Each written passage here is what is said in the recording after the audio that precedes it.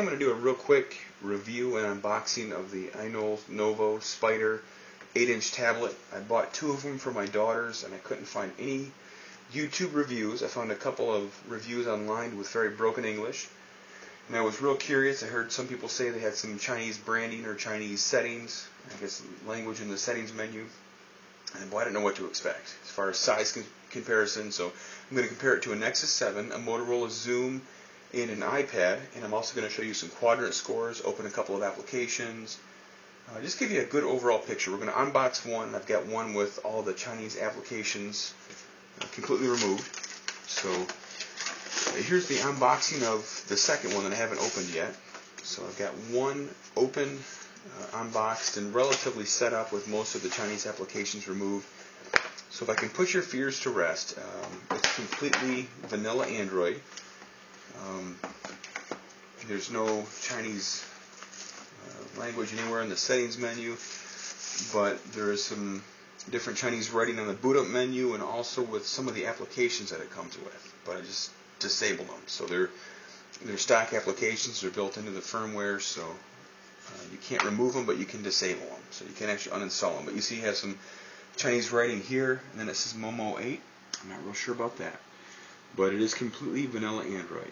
So it comes with a calendar application with some Chinese writing, a couple different, I'm going to guess, games, but again, it's only in Chinese. So, but again, you have just a stock, in this case, Jelly Bean 4.1 unlock screen. Actually, let me go a little more in depth on that here. I'll just show you. Turn off right back on, and they're very snappy. But you've got Google Now, camera, or unlock, just like standard Jelly Bean. But you've got a clock widget, a calendar widget, and some applications with a lot of Chinese writing. And you've also got, I'm going to guess, a Chinese version of Google Now. You can hold down on that, app info, and hit disable. And then, yes, of course, you want to disable it, and it's gone. All right, and you've got some, again, it's some kind of a Chinese application. We've got a shortcut for it here, and I'm just going to get rid of it. This is the second one I've got to set up. So anyways, as far as the Android goes, it is completely 100% vanilla Android. There's no Chinese writing anywhere. It's just some applications. But that was my concern from the reviews I read online, was this is going to be kind of a Chinese version of an Android tablet. And this might be a prime example to teach my 4- and 7-year-old daughters to speak Chinese, but I'm not going to do it for Christmas. So maybe we'll use something else as an example. So anyways, that's what it looks like. The original unboxing, startup, this is what you've got. Just vanilla Android. The only glitch I've seen is I can't seem to get YouTube on here, but again, for my 4- and 7-year-old daughters, it's okay. But I've got one that's all set up, and that's over here, and this is all ready to go. In fact, I was searching for YouTube, but I've downloaded Netflix and Minecraft for my daughters. I've just signed in with my Google account, just easy sign in. Next to it, I've got the Nexus 7. I've got a Motorola Xoom, just so you can get some size comparison. But what I was real interested in was performance. This is a 1.6 gigahertz quad-core processor. I'm sorry, dual-core processor. It's a Cortex A9. It's a Rockwell, I think, 3066. There's a quad-core graphics processor, a 1 gig DDR3 RAM, 16 gig internal storage. It's an 8-inch 4:3 resolution or 4:3 aspect ratio. This is the 16:9, and so is this. But here is an iPad 2, which is also 4:3. In fact, let me turn it this way to give you a better size reference. So here is the Ainol-Novo 8-inch Spider tablet, Motorola Xoom 10.1 inch, the 7-inch Nexus 7, the 9.97-inch iPad 2, and here, of course, is the second Spider tablet 8-inch. So as far as performance goes, of course, my Xoom is the old school 1 gigahertz. Let me turn this back on here. There we go. Yeah, my Xoom is the old school 1 gigahertz Tegra 2 dual core processor, and I get a 2053 Quadrant score. The Nexus 7 is a quad-core 1.5 gigahertz, maybe Snapdragon S4 perhaps, and you get a 3683 Quadrant score.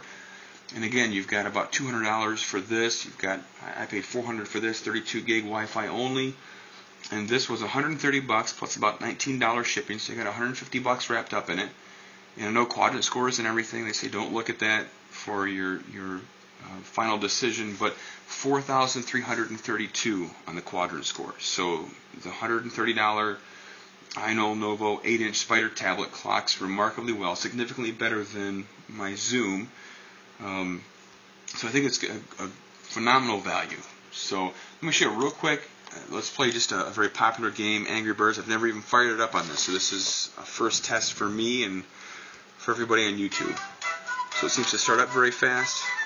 Boy, that's loud. And there's no hard rocker button for the volume. You've got these soft keys down here in the bottom.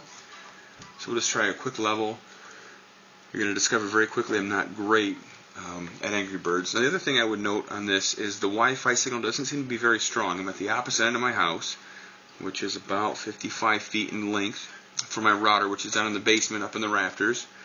And it's a fair signal, but it was kind of cutting in and out when I was downloading a couple of apps from the market. Now, my wife's iPad experiences the same dilemma, so this isn't unique to this tablet, but the Xoom and the Nexus seem to do pretty well. So I've got this connected to my Galaxy Nexus 4G, so it's tethered that way. So it looks like Angry Birds plays very smoothly. I wouldn't call this a high-end game, but it's a pretty typical game as far as the stress you're going to put on a tablet. These are some of the things I was wondering when I was trying to find some kind of a YouTube review. Again, you can see that my skills as an Angry Birds player are not remarkable. I'll share real quick. This is Minecraft also. We'll hit a couple of websites. So just so you can get an idea of just the gaming performance if you want to get this for one of your kids or even for yourself. It makes a good tablet. So frame rate is very smooth. Distance is good. I think I've got all the settings turned up to their highest resolution and highest performance values, or I guess highest quality values, I should say. So it looks like performance is good for 3D gaming. Now, I haven't tried like a Dead Trigger or maybe a Modern Combat on here, but I'm sure it would do very well, considering that my Xoom plays those phenomenal, and this seems to have almost over 2 times the performance of the Xoom. As far as rotation speed, very quick. So no complaints there. I'd say almost as quick as my wife's iPad, which I can't seem to find any device that rotates faster than that. So very good performance when it comes to rotation. I'm going to share real quick maybe just a couple of websites. Maybe we'll hit Roots Wiki just to get a picture. In fact, I think I've got a weather site loaded up here so you can see the browsing performance. Now we're over Verizon 4G tethered to my rooted Galaxy Nexus. So it goes pretty quick. This is an animated graphic here, I think. Nope, it's not animated. I don't have it enabled. That's all right. So it loads pretty quick. Zoom in and out is pretty smooth. Scrolling is pretty smooth. We'll go to Roots Wiki where it has a little bit more content. Oh, you can see I have not typed this in before. I completely mistyped it, but that's all right. So if you're looking to buy this as a gift, and I think the last time I looked they were sold out, but it's a great value for $130, not including shipping. It's a phenomenal tablet value. But just kind of a heads up, when I ordered it was probably about 6 days before I received a tracking number. I would imagine they're pretty swamped this time of year.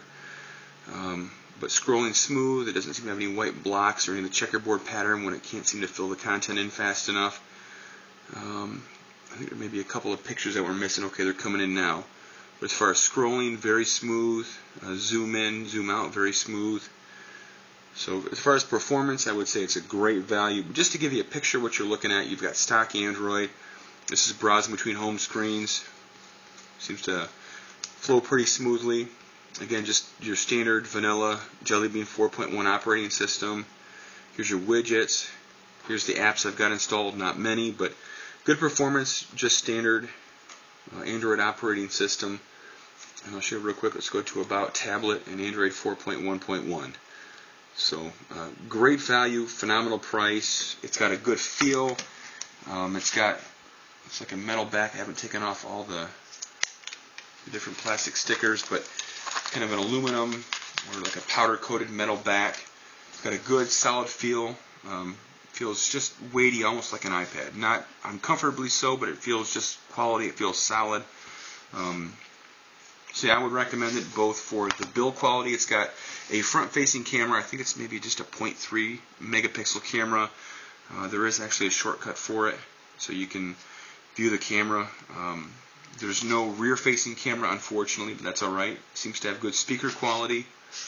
I would say it's a good purchase. So for my 4 and 7-year-old daughters, if you want to get a tablet that's a real serious tablet, that's not just a kid's tablet, I guess if you trust your kids with it, this is a great purchase.